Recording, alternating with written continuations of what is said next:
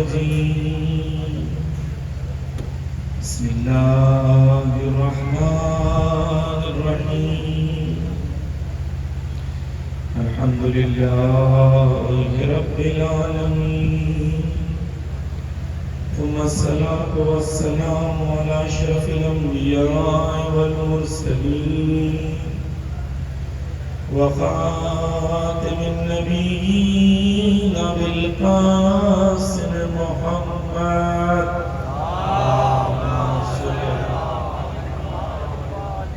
وعلى أهل بيت الطيبين الطاهرين المظلومين المعصومين ولعن الله على أعدائهم أجمعين أما بعد قال أبو عبد الله عليه السلام إني سلم لمن سالمكم وحرب لمن حاربكم صلوات على محمد وعلى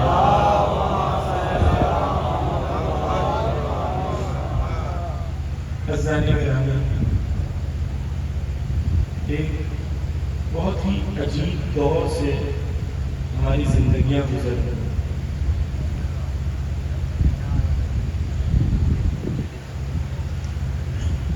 آج سے 50 سال پہلے 60 سال پہلے اگر آپ مظفر نگر سے کہیں جاتے تو آپ سے پوچھتا تھا بھائی کہاں کون لوگ ہو؟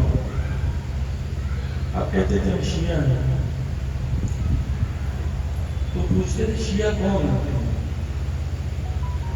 تو آپ کو 5 سے 10 منٹ سمجھانے میں لگتا تھا کہ شیعہ ایسے ہوتے ہیں، شیعہ ایسے ہوتے ہیں، شیعہ ایسے ہوتے ہیں. اب کوئی آپ سے پوچھتا ہے کہ کون ہیں آپ لوگ؟ تو آپ کہتے ہیں ہم شیعہ ہیں. کہتے ہیں کون شیعہ؟ تو کہتے ہیں وہی شیعہ جس نے ٹرمپ کو جھکا دیا.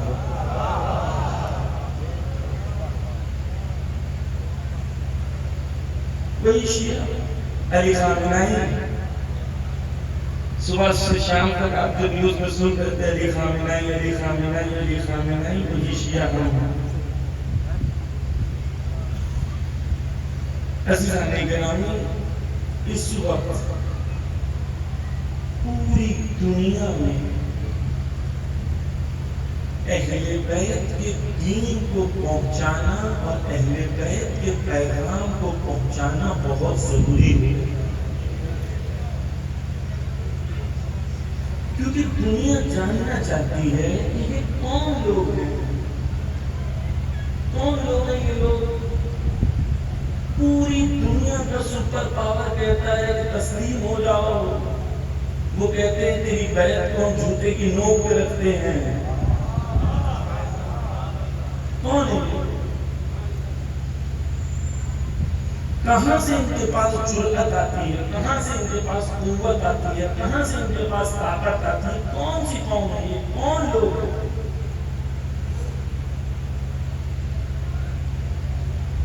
تو یہ موقع ہے آپ کو اور مجھ کو پوری دنیا میں حسین ابن علی کے پیغام کو پہنچانے.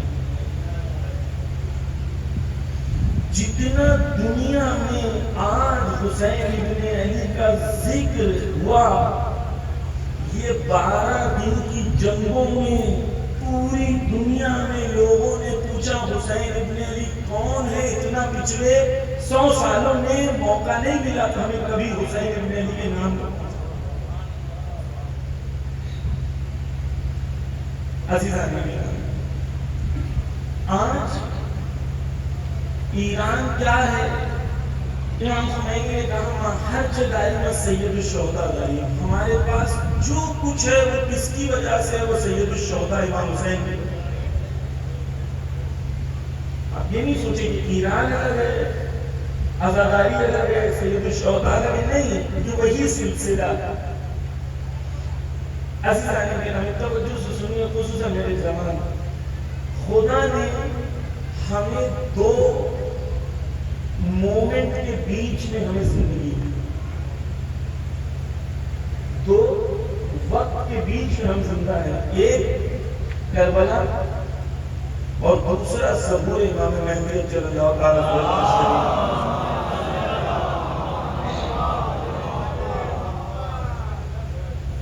یہ دو وقت کے درمیان مجھے خدا نے خلق کیا ہے تاکہ میں اپنی زندگی اس ویلیو سسٹم، اس اقدار کے مطابق بناؤں تاکہ میں ظہور امام مہدی کے اندر رول پلے کر سکوں۔ عزیزان گرامی، لوگ پوچھتے ہیں ایران میں کیا حال ہے، یعنی ایران میں جنگ ختم ہوئی کہ نہیں؟ لوگ یہ پوچھتے ہیں ایران میں کیا حال ہے۔ ایران والے یہ پوچھتے ہیں کہ دنیا پوچھتی ہے جنگ ختم ہوئی کہ نہیں، ایران والے یہ پوچھتے ہیں یہ جنگ کب تک جاری رہے گی تاکہ ظہور ہو سکے۔ فرق کتنا ہے دیکھیں، سوچ۔ میں نے جو حدیث آپ کے سامنے پڑھی جو زیارت عاشورہ میں ہے، کیا ہے؟ انی سلم لمن سالمکم وحرب لمن حاربکم۔ زیارت عاشورہ ہماری آئیڈیالوجی ہے، پوری شیعت کی آئیڈیالوجی، توحید، عدل، نبوت، تبرہ، براءت، ہر چیز آپ کو زیارت عاشورہ میں ملے گی۔ کیا کہتے ہیں ہم لوگ؟ یقیناً ہم لوگ امن و امان میں ہیں۔ کس کے ساتھ؟ جو حسین ابن علی کے ساتھ امن و امان میں ہیں، اور ہم حالت جنگ میں ہیں ان کے ساتھ جو حسین ابن علی کے ساتھ حالت جنگ میں ہیں۔ عزیزان گرامی، ہماری زندگی پوری کی پوری زندگی حالت جنگ ہے۔ یہ نہیں ہے کہ 12 دن ہوئے تو جنگ ہو گئی، جنگ ختم ہو گئی، نہیں، ہماری پوری زندگی حالت جنگ ہے۔ کب تک؟ جب تک ظہور نہ ہو جائے۔ حالت حرب ہے، روٹ ورڈ استعمال کیا، یعنی ہر مومنٹ جنگ میں ہے ہم لوگ۔ تو جنگ یہ جو ہو رہی تھی 12 دن کی، یہ 12 دن کی جنگ کے لیے 30 سال جوانوں نے تیاری کی تھی۔ 30 سال جوانوں نے تیاری کی تھی تاکہ ایک دن جنگ ہوگی، اور اس سے زیادہ یہ جوان تیاری کر رہے ہیں تاکہ ایک دن جنگ ہوگی اور وہ جنگ ظہور تک پہنچائے گی۔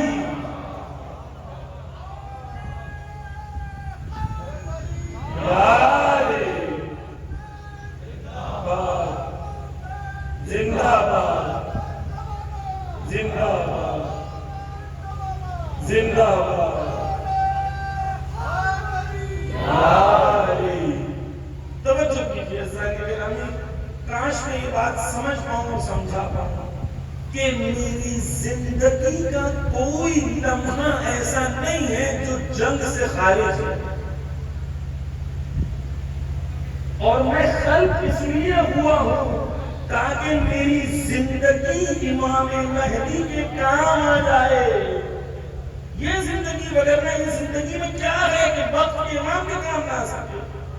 جائے زندگی انی سلم لمن سالمکم وحرب لمن حاربکم۔ حرب، حالت حرب۔ محراب مطلب کیا؟ محراب یعنی وہ جگہ جہاں پر جنگ ہوتی ہے، وہ جگہ محراب کا مطلب ہوتا ہے جنگ کی جگہ۔ نماز کو کہا گیا محراب کیونکہ یہاں پر آپ کو سکھایا جاتا ہے کہ اپنی نفس سے کیسے جنگ کرنا ہے۔ محراب مطلب کیا ہے؟ جنگ کی جگہ ہے۔ بس جنگ اپنے آپ کو تیار کرنے کے لیے ہے۔ عزیزان گرامی، دنیا جس لیول پہ ظہور سے نزدیک جا رہی ہے، کاش ہم اپنے آپ کو اتنا تیار کر سکیں۔ دنیا بہت فاسٹ تیزی سے ظہور کے نزدیک جا رہی ہے. توجہ سے سنیے، میں ایک کر کے آپ کے سامنے مسئلوں کو پیش ہے. پوری امت مسلمہ کے پاس کربلا نے معیار دے دیا، آئینہ دے دیا. دیکھ لو کہ تم جب زندہ ہو تو تم کون سے کردار میں اپنے آپ کو دیکھ رہے ہو. کربلا کا آئینہ یہ بتاتا ہے کہ ہر زمانے میں کچھ ایسے عالم دین ہوں گے جو حسین کے قتل کا فتویٰ دیں گے. قاضی ابن شریح فتویٰ دیا تھا، اس نے امام حسین کے قتل کا، پڑھا لکھا آدمی تھا، سب کچھ جانتا تھا. حسین قتل نہیں ہو گئے تب تک جب تک علماء نے بد کرداری کا رول پلے نہیں کیا ہوگا. آج غزہ میں بچوں کو بھوکا رکھا جا رہا ہے، ان کا قتل عام کیا جا رہا ہے. اس لیے نہیں کیا جا رہا کیونکہ وہ طاقتور ہے، اس لیے کیا جا رہا ہے کہ مکہ مدینہ میں بیٹھے ہوئے قرآن پڑھنے والے غدار موجود ہیں.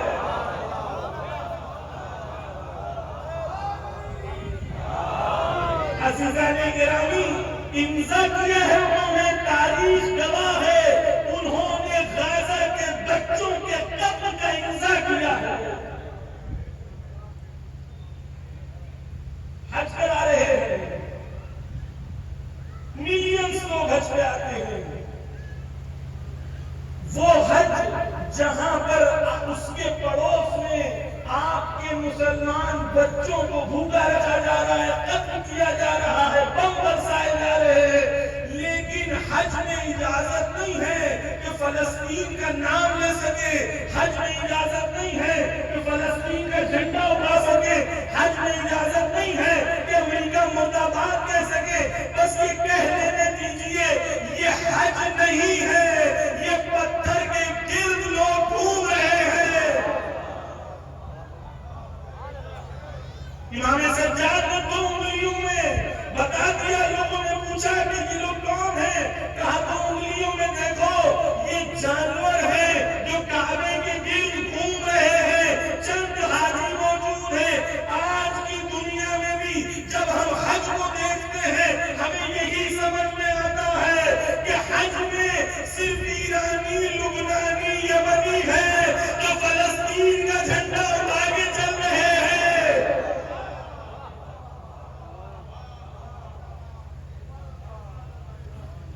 عزیزان گرامی، حج کے سلسلے میں کچھ چیزیں بیان کر دوں.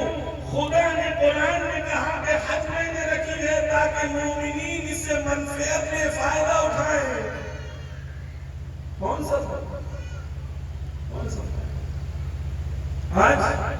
حج میں فائدہ چین کو ہو رہا ہے اور امریکہ کو.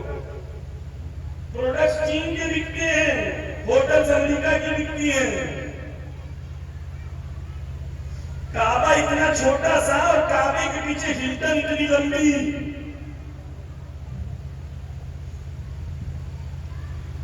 حج کیوں ہے؟ توجہ کیجیے، توجہ کیجیے. کاش میں سمجھا پاؤں کہ اسلام میں تمام عبادتیں اس کا ایک رخ فردی ہے، ایک رخ اجتماعی اور سوشل ہے. آپ نماز پڑھتے ہیں، نماز کا ایک رخ فردی ہے، میں میرا خدا. دوسرا رخ یہ ہے کہ ایک پیش امام آگے کھڑے رہے، تم سب پیچھے کھڑے رہو. اپنی قوم کو عادت دلاؤ ایک رہبر کے پیچھے چلنے کی. رہبر کھڑا ہو تو کھڑے ہو جاؤ، رہبر جھک جائے تو جھک جاؤ، رہبر سجدے میں جائے تو سجدے میں چلے جاؤ. اتحاد کا پیغام ہے، ولایت کا پیغام ہے، رہبری کا پیغام ہے، اجتماع کا پیغام ہے. کہا حج، کہا جمعے کی نماز کرو، کہا جمعے کے خطبے کو 2 حصوں میں بانٹ دو. ایک حصہ اخلاق کی بات ہو، انسان نیک بنے، اچھا بنے، جھوٹ چھوڑ دے، نیکی کی بات کرے. دوسرا حصہ سماجی اور سیاسی بات جمعے میں ہو.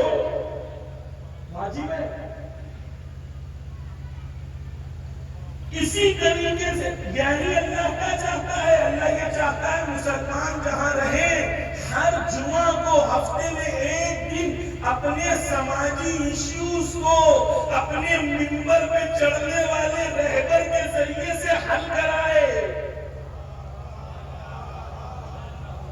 یہ دین ہے. دین سلیوشن کا نام ہے. پریکٹیکل پرابلمز کی پریکٹیکل سلیوشن کا نام دین ہے. حج کیوں ہے؟ حج اس لیے ہے کہ یہاں رہ رہے تھے, بڑی بڑی گاڑیوں میں چل رہے تھے, اے سی والے گھر میں رہ رہے تھے, بڑا بڑا گھر تھا, بڑی فیسیلٹیز تھی. خدا نے کہا سب اتار دے, 2 ٹاول پہن کے آ میرے پاس ایک فقیر کی طرح, 2 تولیہ پہن کے آ, باقی کچھ نہیں پہن سکتا. کہاں سب ایک قسم کے لباس پہنیں گے سارے مسلمان, نہ کوئی بڑا نہ کوئی چھوٹا, نہ کوئی گورا نہ کوئی کالا, سب ایک جیسے بن جاؤ تب امت بن پاؤ گے. خدا نے حج کے اندر قبول کر رہا ہوں, مجھے اور چیزیں پڑھ دی ہیں, لیکن حج کے اندر 3 پتھروں 3 شیطانوں کو پتھر مارتے ہیں. مینا میں 3 دن رہتے ہیں مسلمان. اس میں صرف ایک عبادت ہے اور ایک ذبح ہے, لیکن اصل عبادت مینا میں کیا ہے؟ صرف پتھر مارنا ہے, پھر گھر آ جانا ہے. پورا دن 3 دن مسلمان ادھر رہتا ہے, کوئی لمبی عبادت وہاں پر کیوں؟ مینا اس لیے کیونکہ مینا کے میدان میں جب حج ختم ہو جائے تو یمن سے, ایران سے, لبنان سے, فلسطین سے, سعودی, ہر جگہ سے مسلمان میدان مینا میں آئے, اور میدان مینا میں امام امت وہاں پیغام دے کہ پوری امت کو اس وقت کیا کرنا چاہیے, کیسے دشمنوں سے مقابلہ کرنا چاہیے. یہ تھی حج, یہ پیغام تھا کہ پتھروں کے خدا کو مارو تو یہ احساس کرو یہ پتھر ہے, ابھی اور خدا ہے, اور بت ہے, جو امریکہ ہے, اسرائیل ہے, انگلستان ہے. جب اس خدا, اس جھوٹے بت کو مارو, اپنے دل میں جذبہ پیدا کرو کہ جو دوسرے حقیقی شیطان ہیں ان سے لڑنے کا جذبہ پیدا کرو.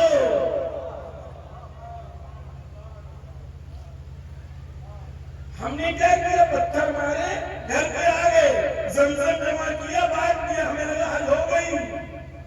خدا نے کہا تھا مقام ابراہیم میں نماز پڑھو, جہاں ابراہیم کھڑے تھے وہیں رہ کے نماز پڑھو, تاکہ تمہیں احساس ہو کہ ابراہیم نے جس طریقے سے دشمنوں کا مقابلہ کیا تھا, خود کی نفس کو تیار کرو, اپنے محلے میں جا کے مقام ابراہیم سے درس لے کے کردار ابراہیم کو اپنے محلے میں ادا کرو. یہ حج ہے.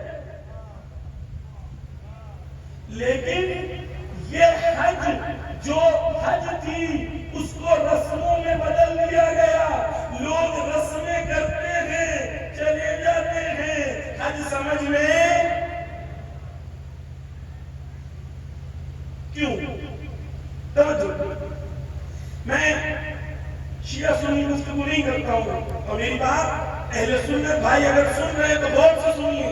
میں بغیر تعصب کے بول رہا ہوں, تاریخ کی تحلیل کر کے پیش کر رہا ہوں, اور میں حاضر ہوں, اگر گفتگو کرنا ہے تو میں گفتگو کے لیے بھی حاضر ہوں. توجہ کیجیے. جس قوم کی کوئی رہبریت نہیں ہوتی وہ قوم یتیموں کی مانند ہوتی ہے, ہر کوئی آگے تماشا مار کے چلا جاتا ہے.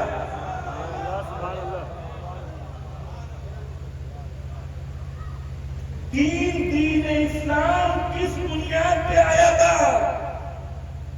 اللہ ولی, رسول ولی, اور وہ ولی جو حالت رکوع میں واضح ہے نا, یعنی نظام ولایت تھا. توجہ کیجئے, لیڈرشپ اور رہبری کا کانسیپٹ تھا کہ اللہ سب کا ولی ہے,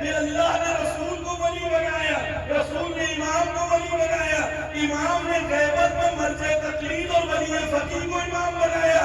یہ سلسلہ عصمت کا سلسلہ نہیں ہے. اللہ نے رسول اور امام کو معصوم بنایا. امام نے کہا زمانے غیبت میں رہبری اور لیڈرشپ ختم نہیں ہوگی، کیونکہ امت بغیر رہبری کے رہ نہیں سکتی. اگر تم صحیح رہبر نہیں چنو گے تو گولانی جیسے کو رہبر بنانا پڑے گا.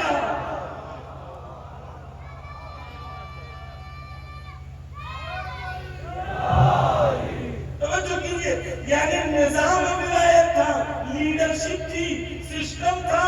جس سسٹم میں امت ایک لیڈر کے پیچھے چلے گی، ہم نے زمانے غیبت میں اس سسٹم کو نہیں چھوڑا. امت مسلمہ نے پہلے خلافت بنائی، خلافت کے بعد موروثیت آ گئی، موروثیت کے بعد بادشاہت آ گئی، لیکن نظام ولایت ختم ہو گیا. جب نظام ولایت اور لیڈرشپ ختم ہو گیا تو امت یتیم ہو گئی. ہمیں کسی کو ولایت فقیہ سمجھانے کی ضرورت نہیں ہے. ولایت فقیہ کیا ہوتی ہے؟ دشمن کے پاس بھی لیڈر ہے. زمانے غیبت میں امت مسلمہ کے پاس بھی لیڈر ہونا چاہیے. جو امت مسلمہ کا لیڈر ہے وہی ولی فقیہ ہے. کسی کو سمجھانے کی ضرورت نہیں ہے. آج پوری دنیا جانتی ہے کہ بھائی جب دنیا میں اتنا پریشر بڑھ گیا، مار دیں گے مار دیں گے مار دیں گے، کوئی اور ہوتا تو ڈر جاتا. علی والا تھا تو میدان میں آ گیا.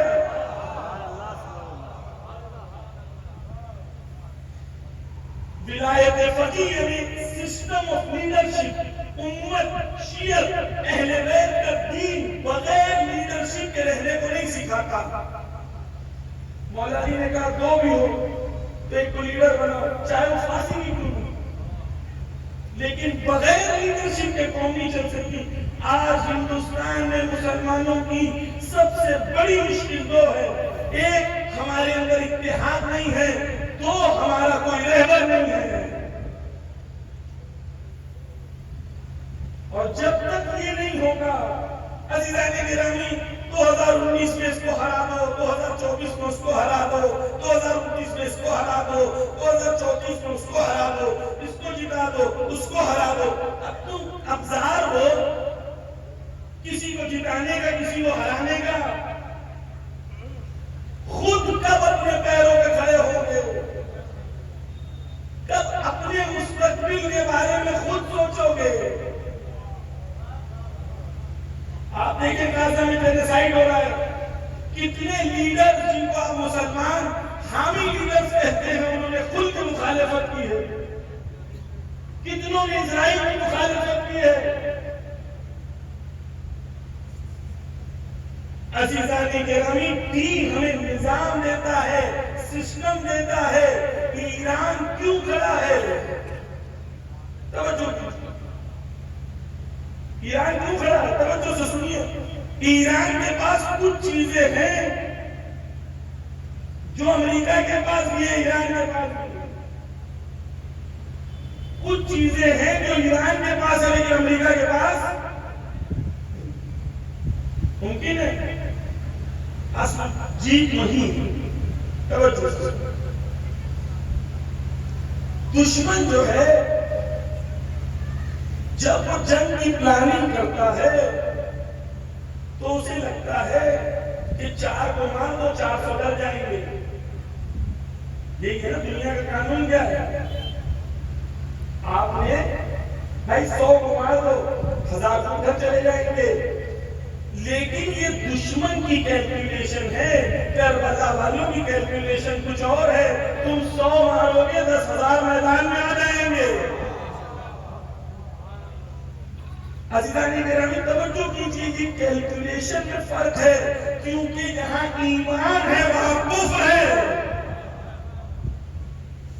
امت مسلمہ کا پرابلم یہ نہیں ہے کہ ان کے پاس اہل بیت نہیں ہے. امت مسلمہ کا پرابلم یہ ہے کہ ان کے پاس اللہ نہیں ہے، توحید نہیں ہے. مولانا کیسے کلیم کر رہے ہو بتاؤ؟ کہہ رہا ہوں، تحلیل کر رہا ہوں۔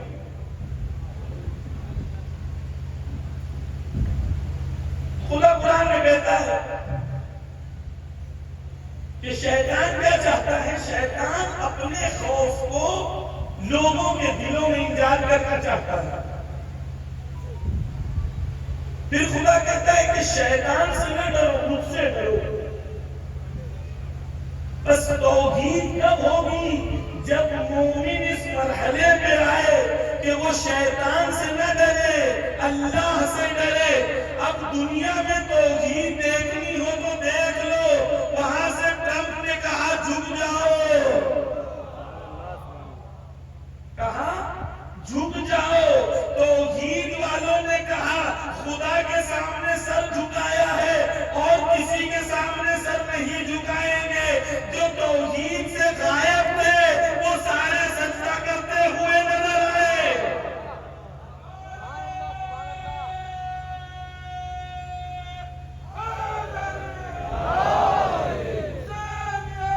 زندہ باد، زندہ باد۔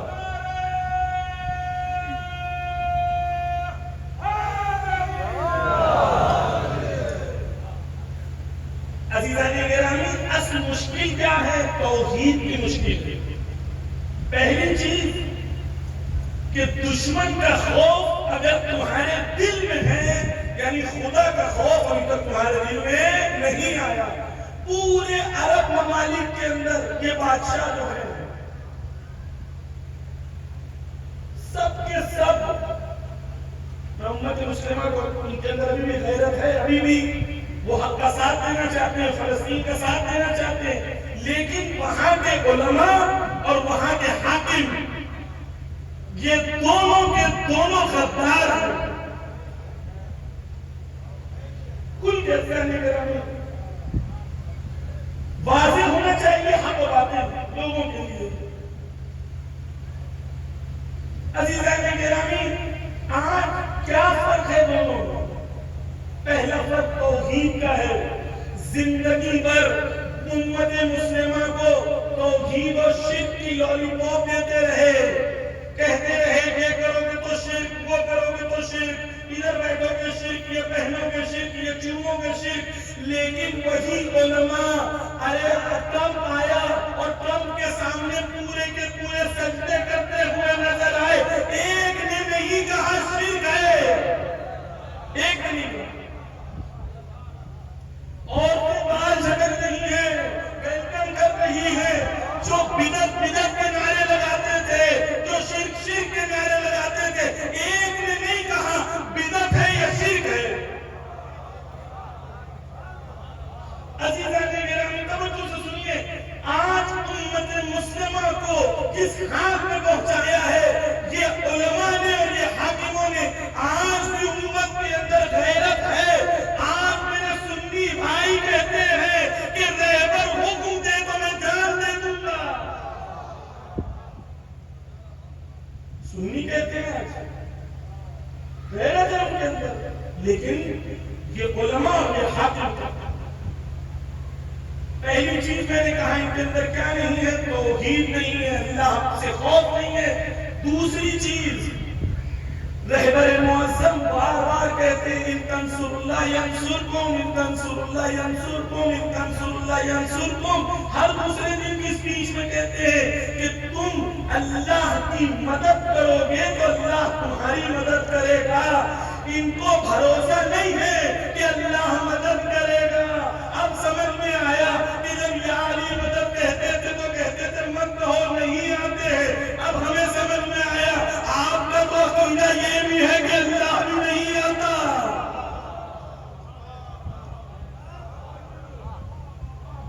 عزیزان گرامی، توجہ سے سنیے، میں یہ باتیں نہیں کر رہا ہوں، صرف آپ غور کریے گا، اس پہ تحلیل کریے گا۔ بڑے بڑے پاکستان میں علماء ہیں، وہ کہتے ہیں ایران کو کیا ضرورت تھی لڑنے کی، سامنے سپر پاور ہے، اس کے پاس فلاں ہے فلاں ہے فلاں ہے۔ ارے تمہاری مشکل تو سب سے پہلے یہ ہے کہ تم مانتے ہو کہ امریکہ سپر پاور ہے، ہم مانتے ہیں صرف اللہ سپر پاور ہے۔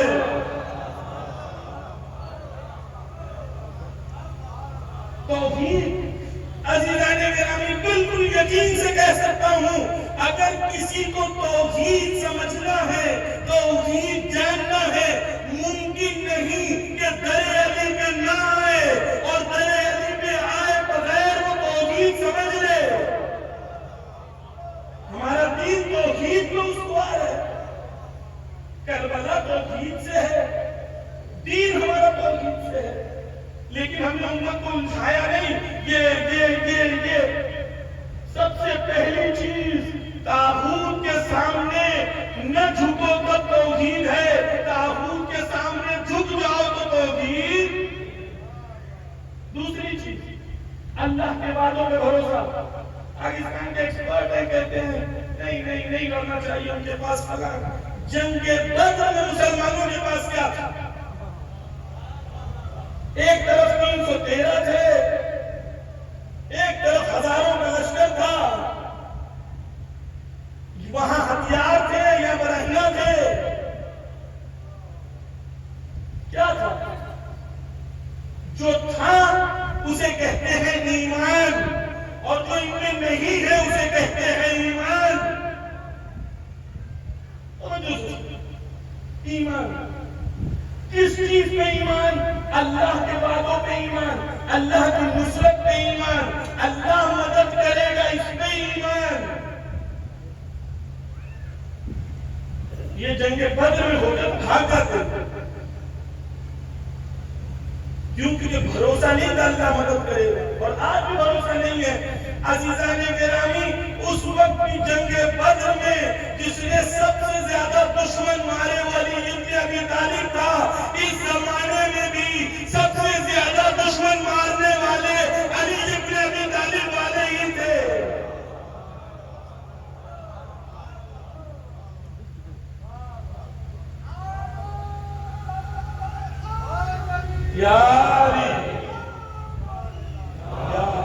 عزیزان گرامی توجہ، بس ہمیں سمجھ میں آئی دو چیز میں نے کہی۔ ایک، دشمن کے سامنے نہ جھکنا۔ دو، اللہ کے وعدوں پہ بھروسہ رکھنا کہ اللہ نے وعدہ کیا ہے کہ تم اللہ کی مدد کرو گے تو اللہ تمہاری مدد کرے گا۔ یہ توحید ہے۔ ایران جنگ اس لیے جیت رہا ہے کیونکہ توحید موجود ہے، دوسرے ہار اس لیے رہے ہیں کہ توحید موجود نہیں۔ بالکل روٹ پہ جائے پہلے، مشکل وہاں توحید کی۔ دوسری چیز کہ دنیا کے اندر جب ہم جنگوں کا مطالعہ کرتے ہیں تو سید حسن نصر اللہ کہتے ہوئے نظر آتے ہیں یہودیوں کو کہ آج تک تمہاری جنگ ایسے ویسوں سے ہوئی تھی، پہلی بار تمہاری جنگ علی کی اولادوں سے ہوئی ہے، تمہیں خیبر نے یاد دلا دیا تو کوئی بات ہے۔ توجہ کیجئے، خیبر میں کیا ہوا؟ خیبر میں کیا ہوا؟ خیبر میں یہی ہوا نا کہ مسلمان پرچم لے کے جاتے رہے، پلٹ کے آتے رہے، کسی نے خیبر کو فتح نہیں کیا۔ رسول اللہ نے کہا کل پرچم دوں گا اس کو جو مرد ہوگا۔ اب سمجھ میں آیا کہ اس زمانے میں بھی پرچم مرد کو ملا تھا، اس زمانے میں بھی پرچم اسے ملا جو مرد تھا۔ جتنے غیر مرد تھے وہ سارے فہرست سے خود ہی ہٹ گئے۔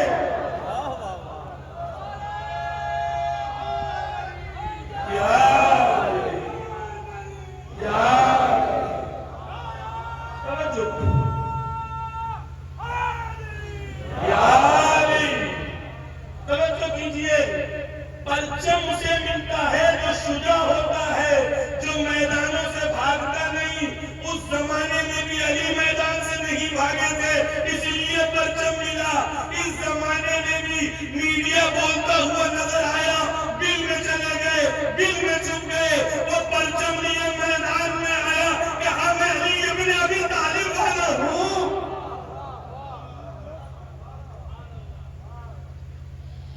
3 دن سے گولانی کی خبر نہیں ہے۔ صدام کہاں سے ملا تھا؟ بلوں میں سے ملا تھا۔ بھاگنے والے اور ہوتے ہیں، مقابلہ کرنے والے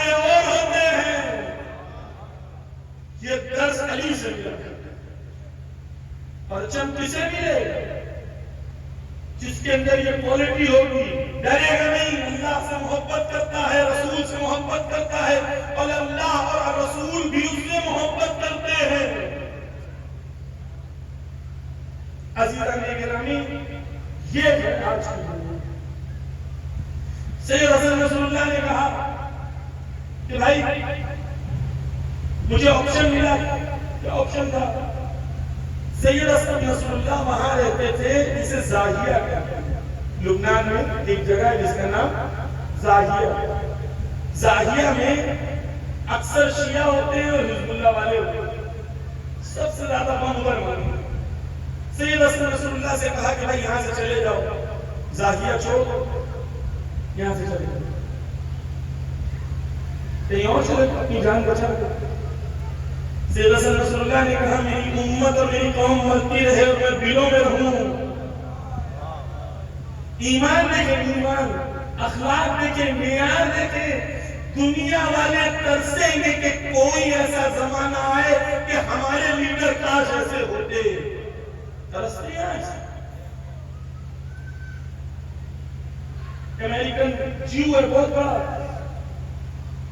نورمن فلکنشٹائن، وہ یہ کہتا ہے کہ جب میں نے سید حسن نصر اللہ سے ملاقات کی تو مجھے پتا چل گیا کہ جنگوں کے معاملے میں اس سے بڑا ایکسپرٹ میں نے نہیں دیکھا۔ سید حسن نصر اللہ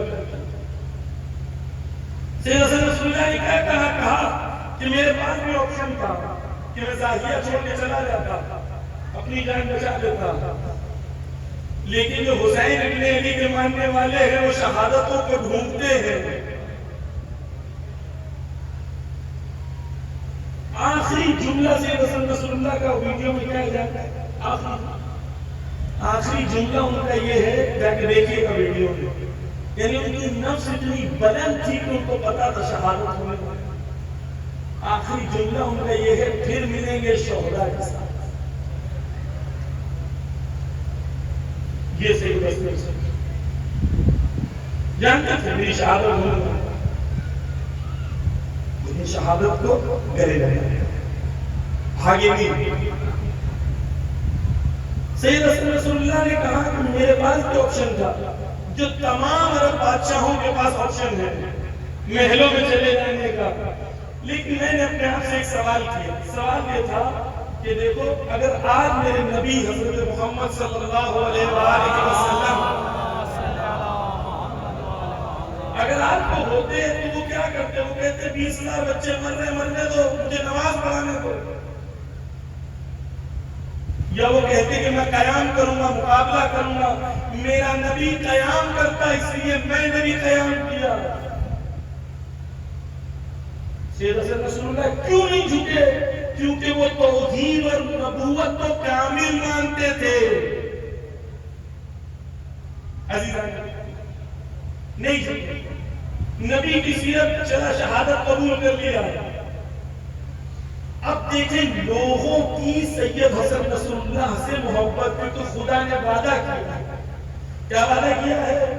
تم اگر اللہ سے محبت کرو گے تو تمہاری محبت اللہ لوگوں کے دلوں میں پیدا کر دے گا۔ یہ جو آپ رہبر سے محبت کر رہے ہیں، یہ جو اہل سنت پوری دنیا میں محبت کر رہے ہیں، یہ کیوں ہے؟ کیونکہ اللہ کا وعدہ ہے جو اللہ سے محبت کرتا ہے اللہ اس کی محبت لوگوں کے دلوں میں زندہ کر دیتا ہے۔ سید حسن نصر اللہ کا ایک باڈی گارڈ تھا، میرے سامنے کوئی گھڑی نہیں تھی، مجھے پتہ نہیں وقت کتنا ہو گیا، آپ کی تھکن سے مجھے اندازہ ہوگا، جی آپ کی تھکن سے اندازہ ہوگا، ایک سلوات پڑھ دے محمد و آل محمد پر۔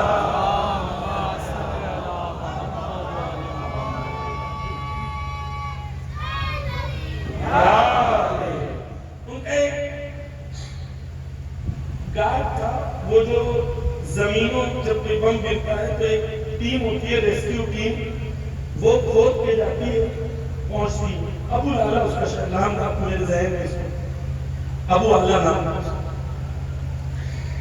تو مجھے کھود رہا تھا، تو کھودتے کھودتے تھک گیا۔ اس کا دوست بھی کھود رہا تھا، بولا میں بہت تھک گیا ہوں، تھوڑا ریسٹ کروں گا پھر کھودوں گا۔ سیفٹی تک پہنچنے اس کے پاس ایک ماسک تھا،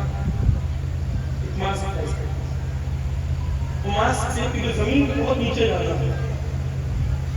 وہ کھودتے اس شخص کو نہیں پتا کہ وہ کہاں ہے. چلو بلا میں جا رہا ہوں، شاید سید حسن نصر اللہ کو میری ضرورت ہو اور میں آرام کر رہا ہوں. ایمان میں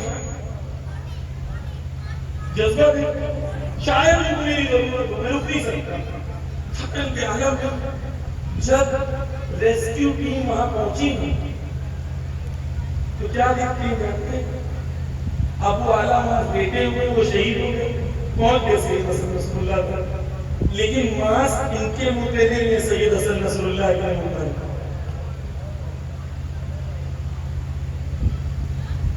کربلا والے ایسے ہوتے ہیں. مولا حسین کسی کا نا مولا حسین سے میری جان چلی جائے آپ کی بچ جائے، جائے میں میری جان چلی جائے میرا رہبر بچ جائے. یہ ایمان ہے.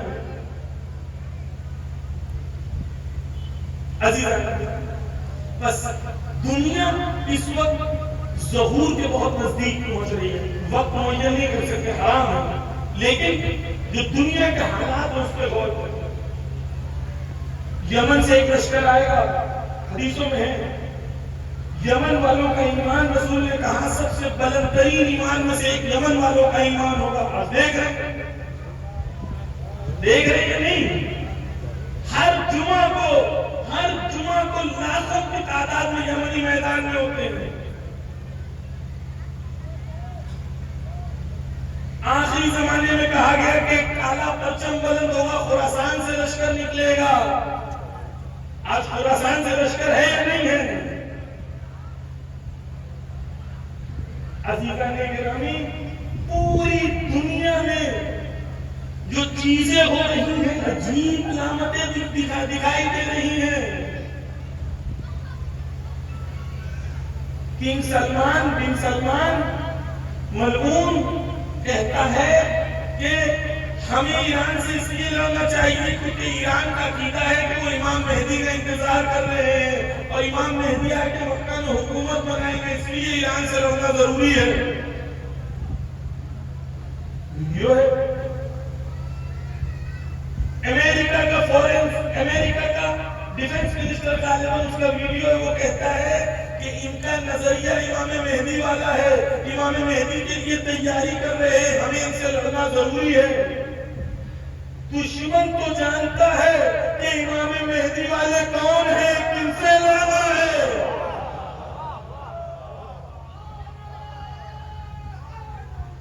یا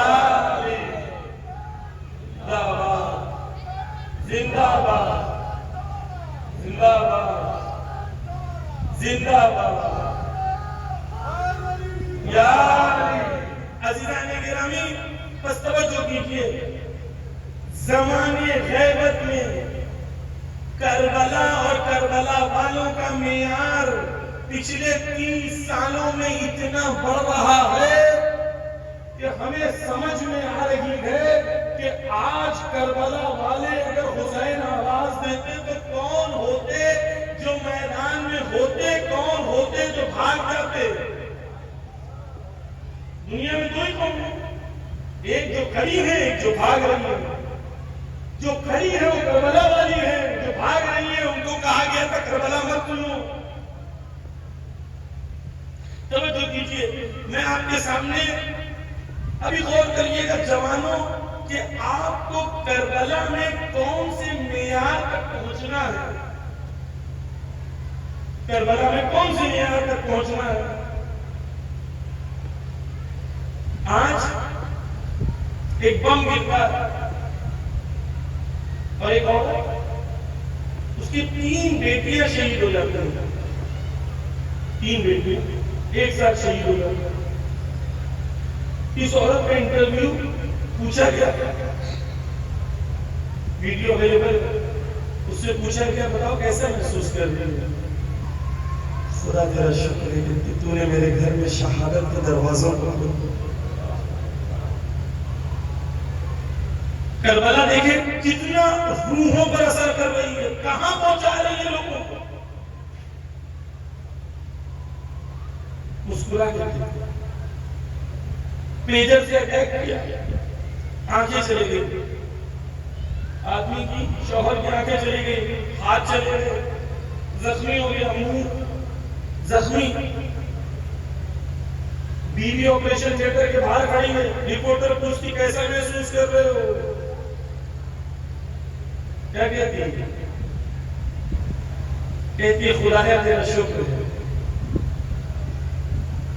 کاش میرا شوہر شہید ہو جاتا، میں شہید ہو جاتی، میرے بچے شہید ہو جاتے، ہم سب شہید ہو جاتے، لیکن سید حسن رسول اللہ بن جاتا۔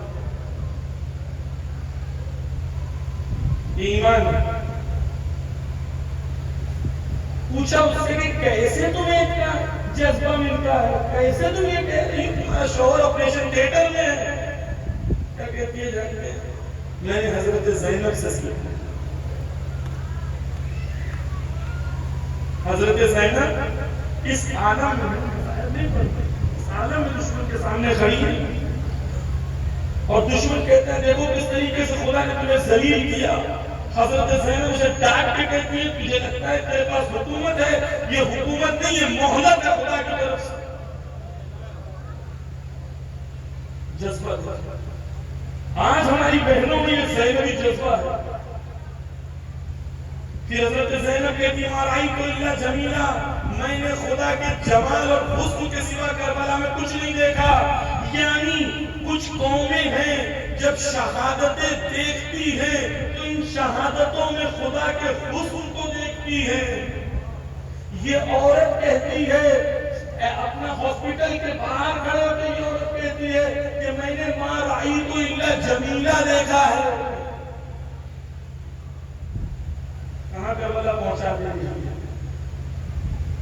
سید حسن رسول اللہ کی تدفین ہو رہی ہے، تدفین میں کوفہ میں صرف دشمن نے کہا کہ عبید اللہ ابن زیاد کا بہت بڑا لشکر آ رہا ہے، سارے بھاگ گئے، مسلم تنہا رہ گئے۔ یہاں سید حسن رسول اللہ کی تدفین ہو رہی ہے، ہزاروں موجود ہیں، آسمان میں فائٹر جیٹ آئے، فائٹر جیٹ کو عورتوں نے جھوٹے اٹھائے، آسمان کی طرف دکھایا اور نعرہ لگایا حیحات من نصر اللہ۔ جذبہ کربلا یعنی ظلم کے آگے نہ تسلیم ہونا، ظالم کے سامنے آگے کہنا حیحات من نصر اللہ۔ یہ لبنان کی عورتیں ہیں، اگر مائیں سن رہی تو سنیں کربلا یعنی کیا۔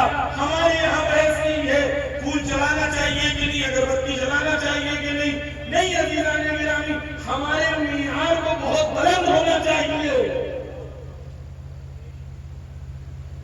ہمارے سوال اور اہل بیت کی تعلیم اور یہ آج کی ہماری بہنیں کہاں ہیں؟ شب عاشور کون سی رات؟ شب عاشور میں مائیں اپنے بچوں کو اپنے قریب لا رہی ہیں، کیا کہہ رہی ہیں جانتے ہیں؟ کہتی ہے کل وقت کے امام کو اگر ضرورت پڑے تو شرمندہ نہ کرنا۔ یہ ہے کربلا۔ وہ جو دعائیں ہیں اہل بیت کے صدقے میں خدا دعاؤں کو مقبول کرتا ہے، یہ نہیں کہنا چاہوں دعائیں نہ کریں، لیکن وہ دعاؤں میں بہت فرق ہے۔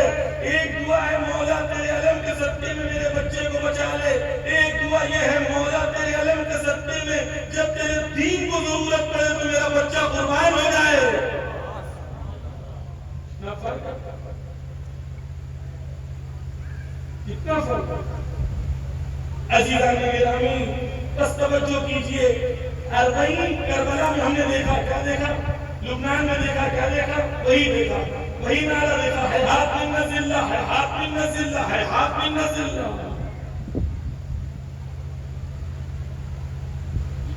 دنیا میں ایک اور مثال دو، مثالیں دوں تاکہ مولانا ایسا نہیں لگے مولانا یہ تو سب اہل بیت بہت اچھے تھے، ہم تو جیسے ہو نہیں سکتے۔ نہیں نہیں نہیں، یہ آج کے شیعہ ہیں جنہوں نے بینچ مارک رکھی ہے کہ کربلائی بننا ہے تو یہ یہاں تک آؤ، خود کو لاؤ۔ لینے والی کربلا اور ہے، دینے والی کربلا اور ہے۔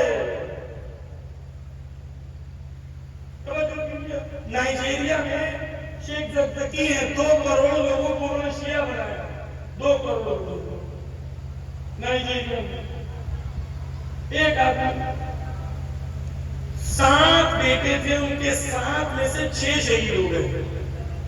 7 جوان بیٹے، 6 شہید ہو گئے. ایک بیٹا صرف زندہ. جب 4 بیٹے ایک دن میں یوم قدس میں بیت المقدس کی آزادی کے لیے جو الوداع جمعہ کو جلوس نکالا جاتا ہے، اس میں 4 بیٹے ان کے شہید ہوئے. 4 بیٹے ایک ساتھ. ان کی بیوی کا نام ہے زینب. میرے ایک دوست ڈاکیومنٹری بنانے گئے تھے تو انہوں نے خود وہاں دیکھا، مجھے بتایا کہاں کہ جب 4 لاشیں آئے تو زینب جو ہے ادھر بیٹھ کے قرآن پڑھ رہی تھی. جیسے ہی لاشیں آئے تو سب رونے لگے. زینب قرآن پڑھتے پڑھتے کہتی ہے کہ میں نے اپنے بچوں کو حسین پر قربان کر دیا ہے، کوئی روئے گا نہیں.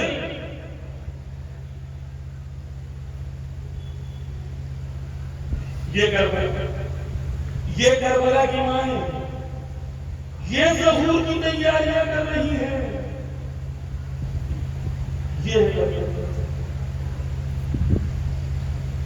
عزیزان گرامی، یمن میں انہیں کہتے ہیں کہ زیدی شیعہ ہیں، لیکن وہ شیعہ نہیں ہیں، وہ مسلک کے حساب سے اہل سنت ہیں. حنفی فقہ کو مانتے ہیں. لیکن حضرت زید کی شہادت کے بعد ان لوگوں نے اپنے امام کو حضرت زید بنایا جو ان کا پولیٹیکل امام ہے، اور وہ یہ کہتے ہیں کہ جب تک ہم زندہ رہیں گے زید کی طرح ظالموں سے لڑتے رہیں گے. یہ اس کی آئیڈیالوجی کربلا ہوتی ہے.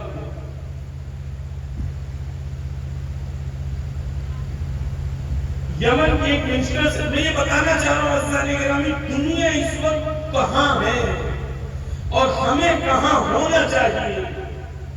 کیا بینچ مارک ہے کربلا کے؟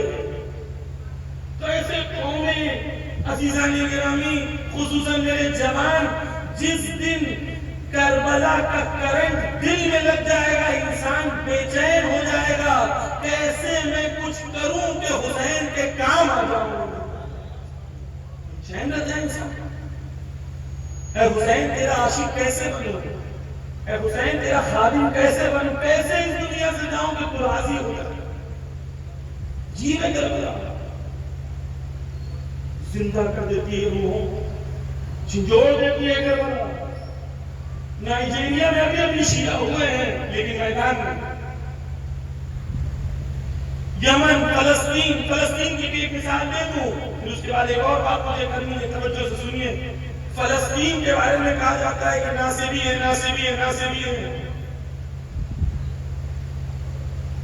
یحییٰ سنوار شہید ہوئے، ان کے لیڈر. خدا ان کو جنت نصیب کرے. سب زور سے بولے خدا ان کو جنت نصیب کرے. شرمائے نہیں، ہمارے رہبر کہتے ہیں کہ وہ جنتی ہیں، وہ شہید ہیں. آپ بھی کہیں یہ شیعہ سنی کی دیواروں کو توڑیں. کربلائی میدان میں جو حق کی راہ میں شہید ہو جائے اس کا ساتھ دیں. عزیزان گرامی، یحییٰ سنوار، ایک چیز کہوں گا، یحییٰ سنوار کی شہادت اور اس کے پہلے ایک ان کا ویڈیو ہے. یحییٰ سنوار کہتے ہیں کہ میں نے امیر المومنین سے سیکھا ہے، علی ابن ابی طالب سے سیکھا ہے. ناصبی علی سے سیکھتے ہیں. کہتے ہیں کہ میں نے یہ سیکھا ہے کہ دنیا میں صرف 2 دن ہیں. کتنے دن ہیں؟ 2 دن. ایک وہ جس دن تمہیں موت آنے والی ہے، دوسری وہ جس دن تمہیں موت نہیں آنے والی. جس دن تمہیں موت آنے والی ہے پوری دنیا مل کے بھی روکے تو موت کو روک سکتی نہیں ہے، اور جس دن تمہیں موت نہیں آنے والی پوری دنیا مل کے بھی مارنا چاہے تو مار سکتی نہیں ہے. یحییٰ سنوار کہہ رہے ہیں، اور یہ کہیں کہ چیلنج کیا اسرائیل کو کہ مارنا ہے تو مارو. اوپر سے ڈرون چل رہی تھی. پہلے کا واقعہ ہے، پیدل چلتے ہوئے جاتے ہیں، اپنے گھر کے باہر کرسی لگاتے ہیں اور کرسی میں اسٹائل میں بیٹھتے ہیں. واضح ہے؟ یعنی یہ لوگ ہیں وہ جو کربلا کو جانتے ہیں، امام حسین کو جانتے ہیں. پہلی مسجد جو فلسطین میں شہید ہوئی پہلے ہفتے میں، اس مسجد کا نام تھا مسجد علی بن ابی طالب. عزیزان یمن میں آواز اٹھ رہی ہے کیونکہ کربلا موجود ہے، فلسطین میں آواز اٹھ رہی ہے کیونکہ کربلا موجود ہے، ایران میں آواز اٹھ رہی ہے کیونکہ کربلا موجود ہے، لبنان میں آواز اٹھ رہی ہے کیونکہ کربلا موجود ہے. اب سمجھ میں آیا کہ جہاں کربلا موجود ہے آواز بلند ہے، جہاں کربلا موجود نہیں خاموشی ہے. توجہ کیجیے، ایک میں چیز آپ کے سامنے پیش کرتا ہوں کہ امام حسین کو کیا کہتے ہیں ہم لوگ؟ سار اللہ کہتے ہیں. السلام علیکم یا سار اللہ والنار طارہی. اے وہ امام جو اللہ کا خون ہے. امام حسین کون ہے؟ کون ہے؟ اللہ کا خون. مولانا اللہ کا جسم تو ہے نہیں تو خون ہوگا کیسے؟ تو فی الحال وقت نہیں، خلاصہ میں بیان کر رہا ہوں کہ کچھ لینگویج ہوتی ہیں میٹافوریکل استعارہ کی ہوتی ہیں. مثلا یہ کہا جائے کہ فلاں شخص کے اوپر سی ایم کا ہاتھ ہے، تو آپ کیا کہیں گے کہ بھائی یہ جہاں بھی جاتا ہے سی ایم ہاتھ پکڑ کے چلتا ہے اس کے پیچھے. آپ کیا سمجھتے ہیں؟ آپ یہ نہیں سمجھتے. بولتے مولانا آپ کو اتنا بھی نہیں سمجھ میں آتا، یہاں پر سر پہ ہاتھ کا مطلب قدرت اور طاقت ہے. بس لینگویج میں کچھ لینگویج ہوتی ہے جہاں پر میٹافوریکل لینگویج میں اشاروں میں بات کی جاتی ہے.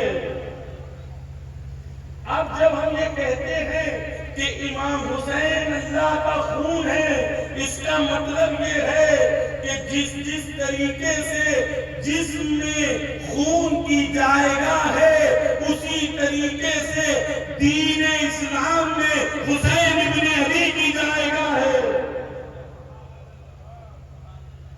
السلام علیکم یا ثار اللہ والنار. ثار اللہ اللہ کا خون. اب خون کرتا کیا ہے؟ توجہ سے خود سنیے جوانوں. خون کرتا کیا ہے؟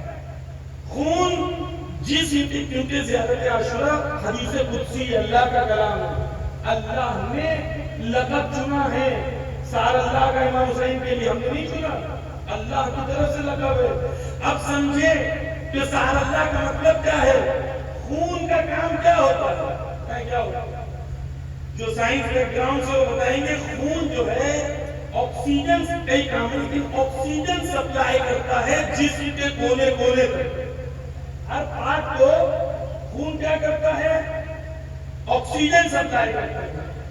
جہاں آکسیجن پہنچتا ہے وہاں حیات ہوتی ہے، حرکت ہوتی ہے. جہاں خون نہیں پہنچتا وہاں فالج مار دی جاتی ہے.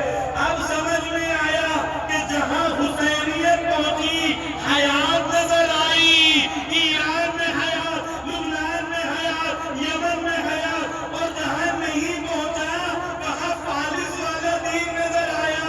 سعودی بحرین قطر یہ وہ دین ہے جہاں دین تو ہے لیکن فالج والا.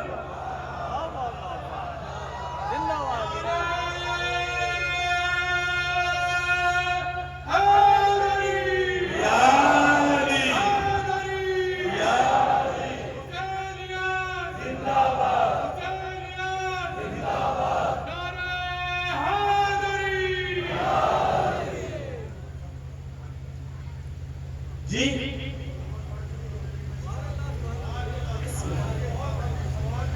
جی جی جزاک اللہ. میں نعرہ لگاتا ہوں، آپ میرے ساتھ نعرہ لگائیں.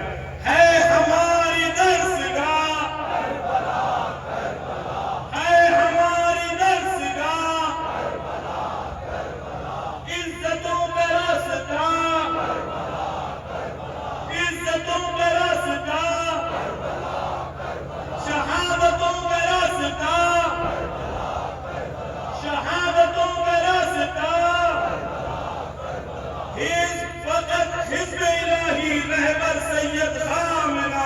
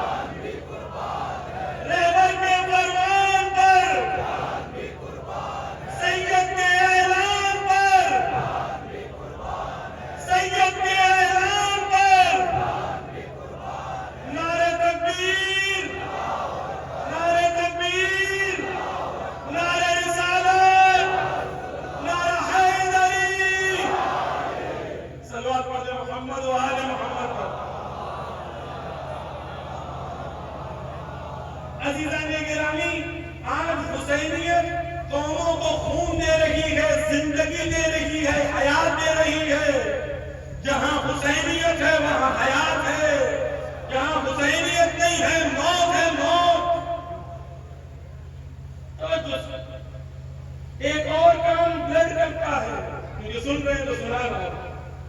بلڈ کا ایک کام ہوتا ہے کہ جسم کے اندر وائٹ اور بلیک ریڈ جو ہے سیلز ہوتے ہیں. خون سیلز کو مضبوط کرتا ہے تاکہ جو کیٹانو آئے تو ان کیٹانو سے لڑا جا سکے. خون کا کام یہ ہوتا ہے جسم میں آنے والی جو بیماریاں ہیں اس کے خلاف سیلز کو مضبوط کرتا ہے. عزاداری کا کام یہ ہے کہ جو ہماری سماج کے کیٹانو ہیں جب وہ آتے ہیں تو عزاداری ان سے مقابلہ کرتی ہے.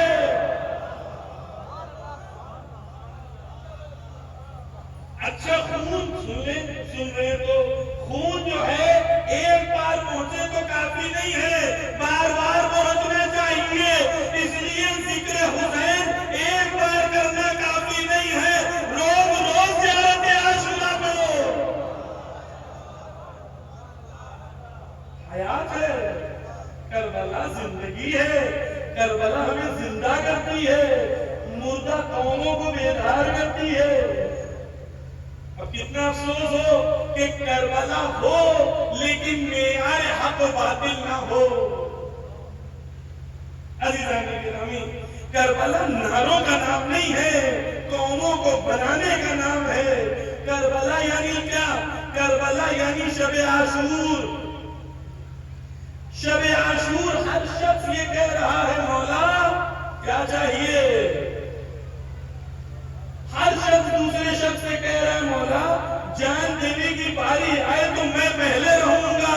اپنے دوستوں سے کہہ رہا ہے. حضرت عباس نے 4 بھائیوں کو جمع کر کے حضرت عباس نے اپنے 4 بھائیوں کو جمع کیا شب عاشور اور ان کو کہا دیکھو کہیں ایسا نہ ہو کہ کل روز عاشور شہادت کا مرتبہ تمہارے ہاتھوں سے نکل جائے.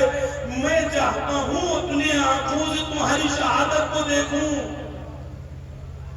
یہ آمادگی، تیاری، ہر انسان کو سوچے کہ میں امام مہدی کے لیے کیا کر سکتا ہوں، میں کیسے ظہور کے لیے کچھ کر سکتا ہوں. ہر انسان جب یہ جذبہ رکھے گا تو وہ توجہ سے سنیے گا، وہ آپس میں نہیں لڑے گا، دشمن خدا سے لڑے گا. جسے دشمن خدا سے نہیں لڑنا ہے وہ آپس میں لڑتے ہیں. ایک اور بات کہہ دوں، ویسٹرن یوپی میں ہوں اس لیے کہہ رہا ہوں. امام حسین علیہ السلام کی حدیث ہے کہ 2 لوگوں میں اگر جھگڑا ہو جائے جو پہلے معاف کر دے گا جنت میں وہ پہلے جائے گا. اب میں آپ سے یہ سوال کر رہا ہوں، اسی فرش عزا پہ بیٹھے ہوئے کوئی ایسے انسان کو معاف کرنے تیار ہو یا نہیں؟ کہ ابھی بھی دل میں بغض ہے؟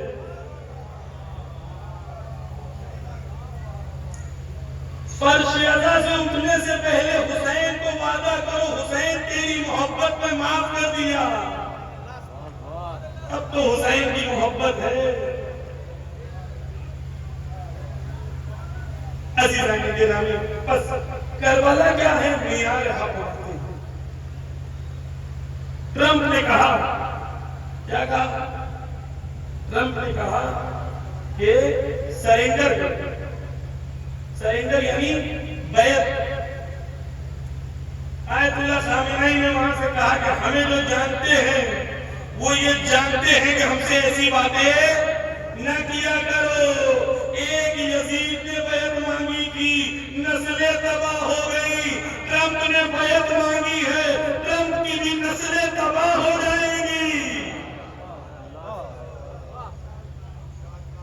اچھا دیکھیں کہ یہ جنگ کس کی ہے. جنگ کس کی تھی؟ ایران اور اسرائیل کی تھی. پھر بعد میں سمجھ میں آئی نہیں ایران اور اسرائیل کی نہیں تھی. ایران یہ تو بچہ ہے، اس میں تو اوقات نہیں ہونے کی. پھر سمجھ میں آیا ایران اور امریکہ کی تھی، یہ بھی غلط سمجھ میں آیا. عزیزان گرامی، ایک طرف پوری دنیا تھی، پوری دنیا ایک طرف تھی، ایک طرف ایران تھا. دوسرے جملوں میں کہہ لیں گے تو ایک طرف کل ایمان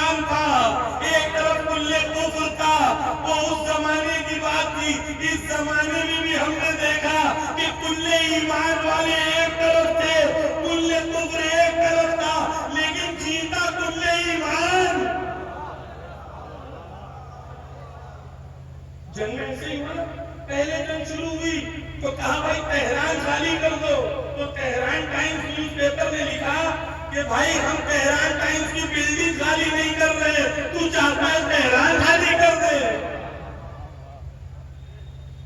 کہاں سے شروع ہوا؟ کمپلیٹ سرینڈر، تہران خالی کر دو۔ بم مارا، پہلے سی بی ایس نیوز میں آیا، پہلے ایران کو بول دیا کہ پھنس گیا ہوں اس لیے مار رہا ہوں، کچھ ہوگا نہیں، کوئی مرے گا نہیں۔ سی بی ایس نیوز میں ان لوگوں کی نیوز ہے، اس میں آیا یعنی اپنی عزت بچانے کے لیے مار رہا ہوں، کچھ ہوگا نہیں، مار رہا ہوں کیونکہ بول دیا ہوں۔ اگر تم نے پلٹ کے مارا، ہمارے 40,000 سپاہی کہاں جائیں گے؟ تو مار رہا ہوں، سمجھو، مارا، پھر کہا کہ اگر بدلہ لیا تو پھر ہم چھوڑیں گے نہیں۔ یہاں سے ایران نے میزائل ماری، کہا کچھ ہوا نہیں، کچھ ہوا نہیں۔ بعد میں سیٹلائٹ امیج میں پتا چلا کہ ڈوم تھا، وہ ڈوم کا بھالی بالا بن گیا۔ جو ڈوم تھا جہاں سے پورا مینج ہوتا تھا، سیٹلائٹ امیج میں ڈوم غائب ہے۔ پہلی بار دنیا میں ایسا ہوا کہ کسی ملک کو میزائل مارا اور اس کا ڈوم تباہ ہو گیا، اور اس کا پریزیڈنٹ بولتے ہوئے نظر آیا، thank you very much, thank you very much, thank you very much. بھائی تماچا کرنے کے بعد کون تھینک یو ویری مچ بولتا ہے؟ اب ہمیں سمجھ میں آیا کہ انہیں بھی سمجھ میں آ گیا تھا کہ شیر کے دم پہ پیر رکھ دیا تھا۔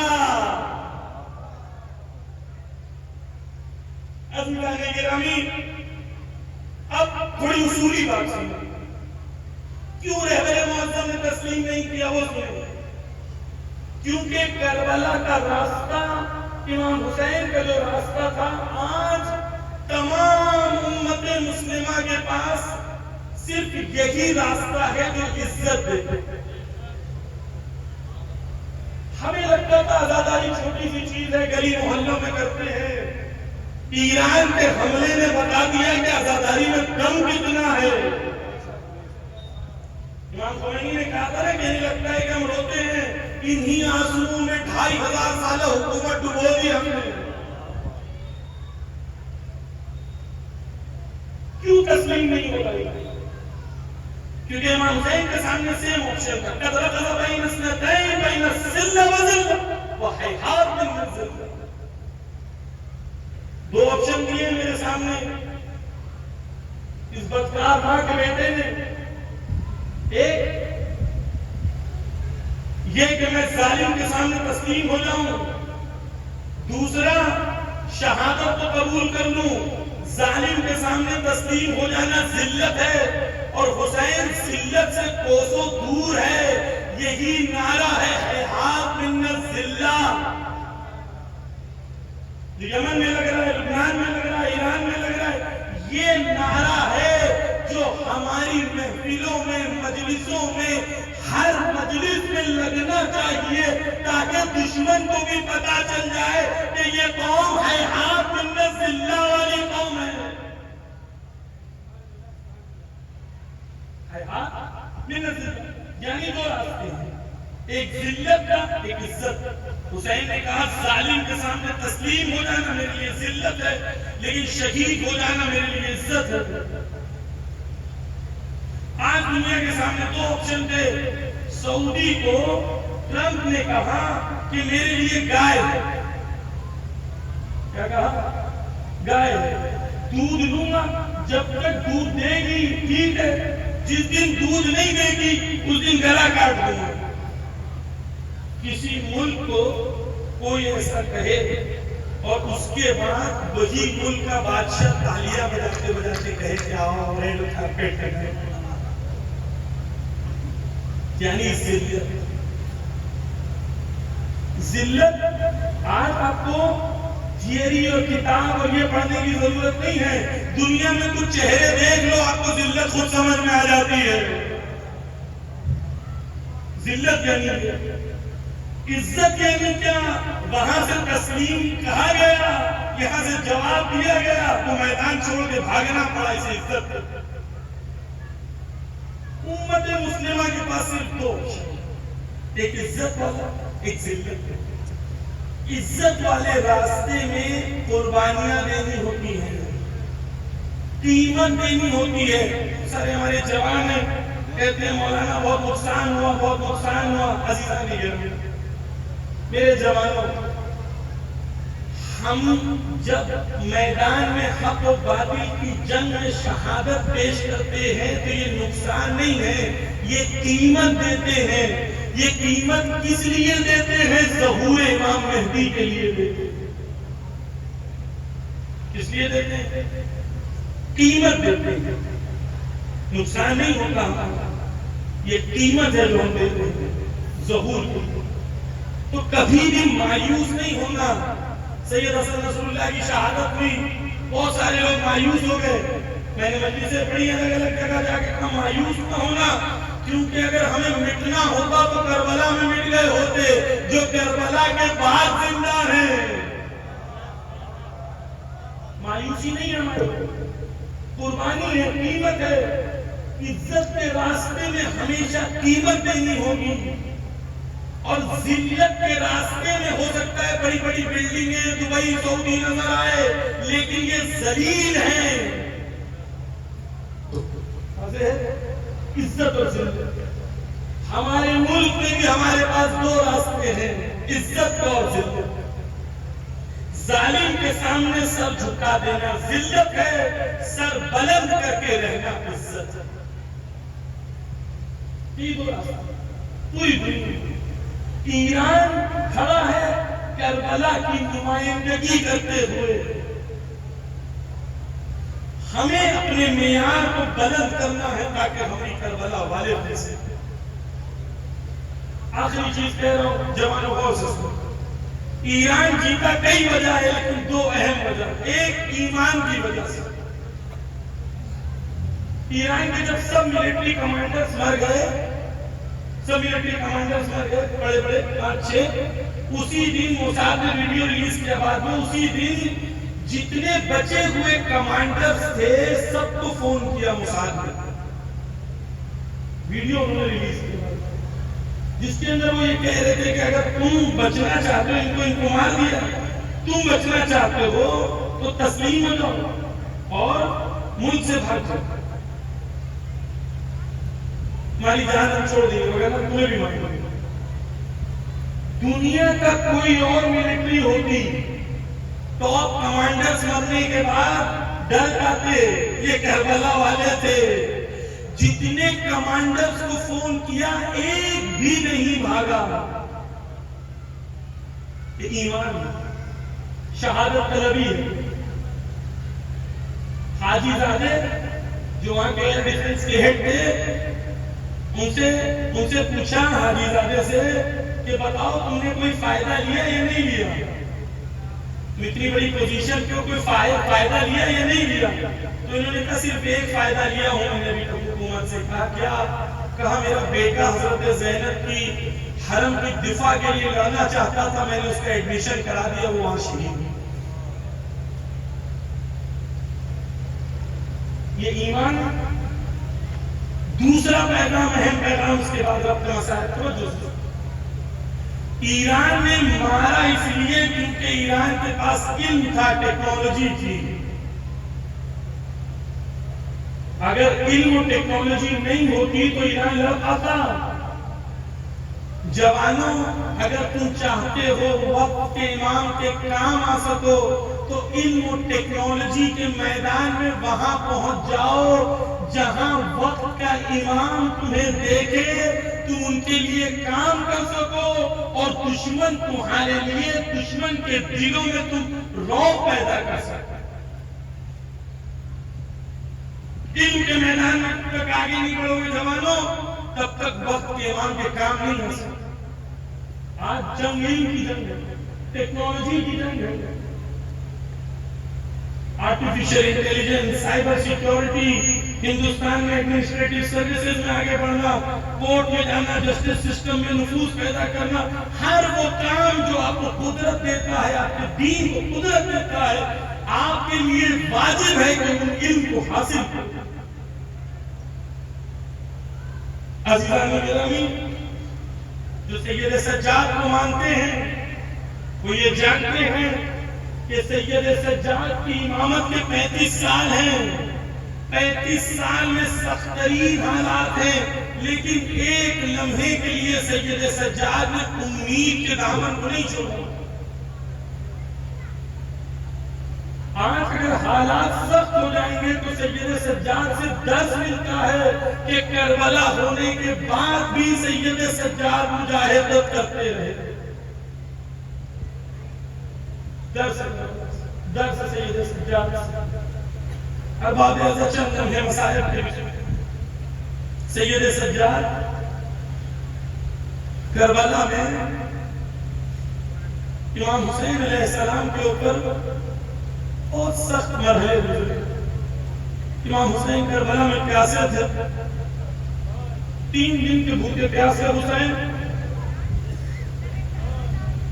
جب حسین ابن علی کا آخری لمحہ آیا تو مقتل میں ہے کہ حسین ابن علی ایک شمشیر کے سہارے کھڑا رہنا تھا،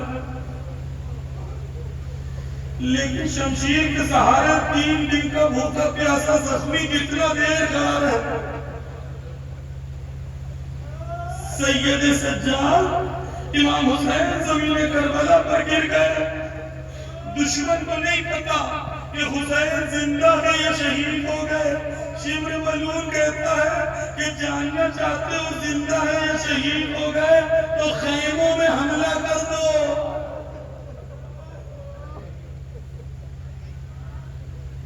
دشمن کی فوجیں خیموں کی طرف بڑھی، حسین ابن علی ایڑیوں اور گھٹنوں کے بل چلتے ہوئے جب تک حسین زندہ ہے کوئی خیموں کی طرف نہ جائے۔ کاش مظلومیت حسین سمجھ پائے۔ ارباب عزت حسین سے لمحہ بھر نہ دیکھا گیا کہ خیموں پہ حملہ ہو۔ اب سید سجاد کی عظمت کو سمجھے کہ جب پوچھا گیا سب سے زیادہ سخت مرحلہ کہاں گزرا تو کہا شام، الشام، الشام۔ ارباب عزت کچھ چیزیں پیش کرنا چاہتا ہوں، آپ توجہ سے سنیں، بس توجہ سے سنیں اور سوچیں کہ اس وقت کیا حال تھا۔ خدا آپ سب کو کربلا کی زیارت نصیب کرے۔ 40 لوگ پیدل جاتے ہیں اور کربلا کے نزدیک پہنچتے ہیں تو 90 کلومیٹر چلنے کے بعد لوگوں کے پیروں میں چھالے آ جاتے ہیں۔ جب کربلا کے نزدیک پہنچتے ہیں تو چل نہیں پاتے، تھوڑا چلتے ہیں، روتے ہیں، پھر جاتے ہیں، پھر کھڑے ہوتے ہیں، پھر روتے ہیں، چلنے کی طاقت نہیں ہوتی۔ اب سوچے سید سجاد 90 کلومیٹر نہیں 250 کلومیٹر چلے۔ یہاں پر ہاتھ پیر آزاد ہے۔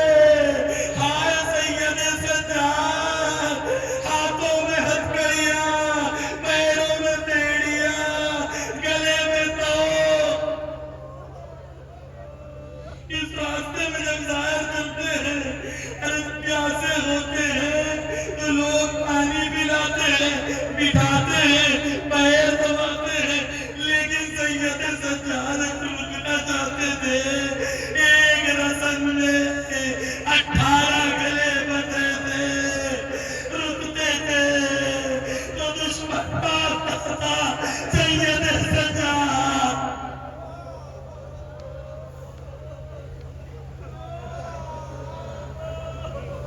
ارباب عزت سید سجاد کے مسائل بڑے سخت ہیں، بس یہ سن لے کہ سید سجاد نے بڑی سختی سے یہ سفر کو گزارا، لیکن سب سے سخت مرحلہ تب تھا جب دربار شام کے باہر اہل حرم کو لایا گیا، رسن بدے 3 دن تک انہیں کھڑا رکھا گیا اور شام والے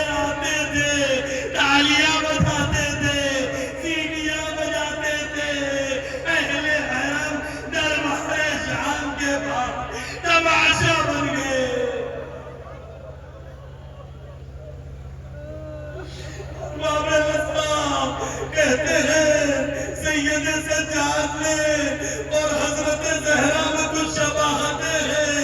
پہلی شباہت یہ ہے کہ حضرت زہرا بھی بہت روتی تھی، سید سجاد بھی بہت روتے تھے، لیکن جب زہرا روتی تھی تو لوگ کہتے تھے یا دن میں روئے یا رات میں روئے. جس درخت کے نیچے زہرا رویا کرتی تھی اس درخت کو کاٹ دیا تاکہ فاطمہ کو اذیت ہو.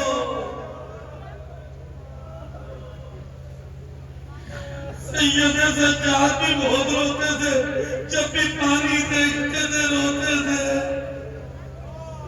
جب بھی قصاب کو دیکھتے تھے تو سوال کرتے تھے گوسفند کو پانی تو پلایا ہے نا، میرے بابا کو پانی نہ دیا.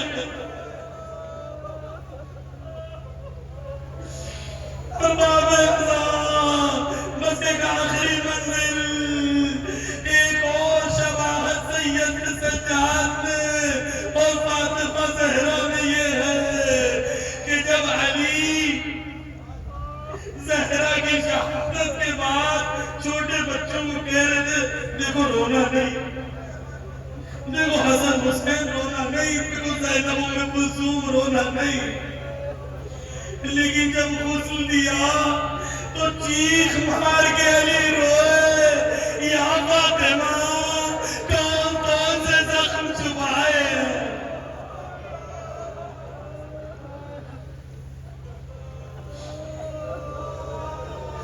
علماء کہتے ہیں جب پانچویں امام نے چوتھے امام کو غسل دیا تو ایک بار چیخ مار کے روئے بابا جان کربلا کو 35 سال ہو گئے ہیں، زخم ابھی بھی تازہ.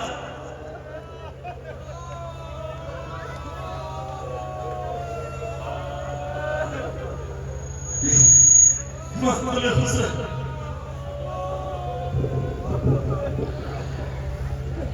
منظر یہ ہم